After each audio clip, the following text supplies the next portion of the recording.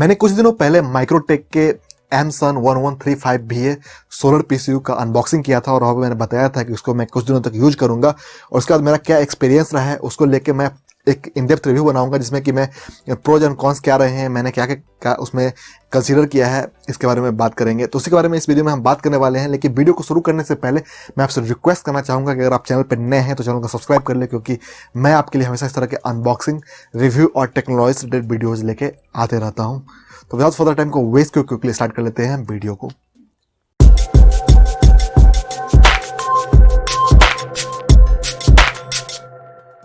Hey lovely people, this is Shaunit Ishaan and welcome back to the channel. जैसा कि मैंने बताया, यहाँ पे हम रिव्यू करने वाले हैं माइक्रोटेक के एमसन 1135VA सोलर पीसीयू की। और यहाँ पे मैंने रिव्यू को दो पार्ट में डिवाइड कर दिया है, जिसमें कि मैंने जो यूज करने के बाद इसका जो प्रोज सेक्शन में रखा है कुछ पार्ट्स को, और कुछ पार्ट्स को मैंने कॉन सेक्शन में रखा है। जो चीज़ें मुझे सही लगा है इसमें उसको मैंने प्रोज सेक्शन में रखा है, जो मुझे सही नहीं लगा है उसको मैंने कॉन सेक्शन में रखा है। तो विदाउट फर्दर टाइम को वेस्ट किए हुए स्टार्टिंग करते हैं पहले प्रोज सेक्शन की। तो पहला जो मैंने जो प्रोज सेक्शन में रखा है वो है, इसमें आपको डिजिटल डिस्प्ले देखने को मिलता है और उसके साथ में आपको एलईडी इंडिकेटर देखने को मिलता है। मैक्सिमम टाइप क्या होता है कि अगर आपको डिजिटल डिस्प्ले देखने को मिलता है तो वहाँ पे आपको एलईडी इंडिकेटर देखने को नहीं मिलता है। तो डिजिटल डिस्प्ले में क्या होता है कि बैटरी चार्ज हो रही है या नहीं हो रही है, इसको देखने के लिए आपको उसके करीब जाना पड़ता है। लेकिन यहाँ पे आपको डिजिटल डिस्प्ले के साथ एलईडी इंडिकेटर भी दिया गया है, तो आप दूर से भी अगर देखते हैं तो आपको जो बैटरी चार्ज हो रहा है वो इलेक्ट्रिसिटी से चार्ज हो रहा है या सोलर से चार्ज हो रहा है, ये सारी चीज़ों को आप दूर से देख के ही आइडिया लगा सकते हैं। तो ये एक इसमें मुझे काफ़ी अच्छा चीज़ लगा। उसके बाद इसका जो सेकंड मैंने प्रो सेक्शन में रखा है वो है इसका प्राइस, जो हालांकि ये PWM बेस्ड पीसीयू है, लेकिन इसका जो प्राइस रखा गया है वो काफ़ी कंसिडरेबल है, क्योंकि सेम कॉन्फ़िगरेशन के साथ आपको ल्यूमिनस के अगर आप पीसीयू लेते हैं तो वहाँ पे आपको जो प्राइस सेगमेंट है उसमें आपको 2-3 हज़ार का फ़र्क देखने को मिल जाता है। तो इसका जो प्राइस है वो काफ़ी मार्जिनल कॉस्ट के साथ रखा गया है, तो काफ़ी ये अच्छी बात है। उसके बाद यहाँ पे आपको जो इसका जो रेटिंग है वो आपको इसमें 2 रेटिंग देखने को मिलता है, तो आप अपनी यूज के अकॉर्डिंग देख सकते हैं। यहाँ पे आपको जैसा कि मैंने जो यूज़ किया है वो 1135VA का यूज़ किया है, जिसमें कि आपको जो 908 वाट लोड तक वो लेता है। और उसका जो सेकेंड मॉडल है वो आपको 935VA है, जिसमें कि आपको लोड 748 वाट तक देखने को मिल जाता है। तो ये डिपेंड करता है और प्राइस का दोनों में डिफरेंट है, तो आपका यूज क्या है उसके अकॉर्डिंग आप इसमें कंसिडर कर सकते हैं। और इसमें आपको जो इस एमसन मॉडल है इसमें आपको 4 मॉडल हालांकि देखने को मिलता है, तो 2 मॉडल 12 वोल्ट का है और 2 मॉडल 24 वोल्ट का है। तो यहाँ पे मैं 12 वोल्ट की बात कर रहा हूँ, इसलिए यहाँ पे आपको 2 मॉडल के बारे में बात किया है मैंने। उसके बाद यहाँ पे आपको स्मार्ट एंड नॉर्मल मोड देखने को मिलता है। तो स्मार्ट मोड में क्या होता है कि सोलर से पावर मिल रहा है और बैटरी आपका फुल चार्ज हो रहा है, लेकिन आपका जो घर का लोड है वो पूरी तरीके से चल नहीं पा रहा है सोलर से, तो ये शेयरिंग पे चलाता है। मतलब कि अगर आपके घर का लोड जो है सो 10 यूनिट का कंजप्शन है और जो सोलर से उसको मिल रहा है 3 यूनिट, तो ये 7 यूनिट बिजली से लेगा और 3 यूनिट सोलर से लेगा।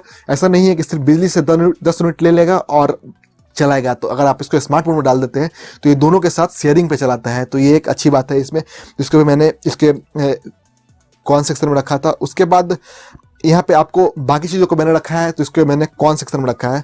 तो यहाँ पे आपको सबसे पहला जो मैंने इसको कॉन सेक्शन में रखा है वो है कि ये आपको एक PWM बेस्ड टेक्नोलॉजी पे यूज किया गया है, जिसके कारण जो एफिशिएंसी है इसमें आपको देखने को नहीं मिलता है। अगर हम बात करें एम्पीयर टेक्नोलॉजी के मुकाबले में, ये आपको 60% ही जो एफिशिएंसी है, जिससे कि आपका 1000 वाट का पैनल अगर लगाते हैं, हालांकि यहाँ पे आपको 600 वाट का पैनल सपोर्ट करता है।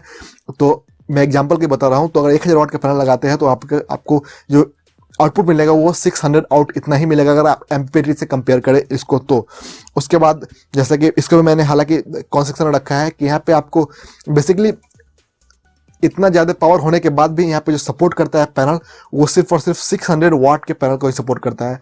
मीन्स कि इसमें आपको दोनों में से कोई भी मॉडल लेते हैं तो यहाँ पे आपको 600 वाट से ज़्यादा पैनल नहीं लगा सकते हैं। तो ये एक कंसिडरेबल थिंग है, चूँकि अगर आप ल्यूमिनस की बात करें या यूटीएल का भी मैंने रिव्यू या अनबॉक्सिंग किया है, तो वहाँ पर आपको 1000 वाट का पैनल लगा सकते हैं। और यहाँ पर आप लेकिन इसमें करना क्या चाहिए था माइक्रोटेक को कि इसमें 2 मॉडल जो यूज़ किया गया है, जो फर्स्ट मॉडल है वो 935VA का, उसमें आपको रखना चाहिए था 600 या 700 वाट, लेकिन 1135VA के साथ इनको रखना चाहिए था एटलीस्ट 900 वाट यहाँ पे पैनल सपोर्ट करना चाहिए था, जो कि यहाँ पे आपको देखने को नहीं मिलता है। उसके बाद लास्ट जो मैंने इसके कॉन सेक्शन में रखा है वो है इसका डिस्प्ले साइज। इसका जो डिस्प्ले साइज है, हालांकि सारे फीचर्स उसमें दिए गए हैं, मैं यहाँ पे आपको वीडियो भी डाल दूंगा कि क्या क्या चीज़ें आपको क्या क्या मतलब उसमें पैरामीटर्स दिए गए हैं। यहाँ पे आपको वीडियो अभी प्ले हो जाएगा स्क्रीन पे। लेकिन जो डिस्प्ले का साइज़ है वो थोड़ा छोटा है यूटीएल के मुकाबले अगर बात करें, या और भी जो कुछ पीसीयूज देखने को मिलता है, हालांकि उसमें भी PWM ही होता है, लेकिन यहाँ पर डिस्प्ले का साइज़ अगर थोड़ा और बड़ा होता तो ज़्यादा बेहतर होता। तो ये हो गया प्रोज एंड कॉन सेक्शन की बात।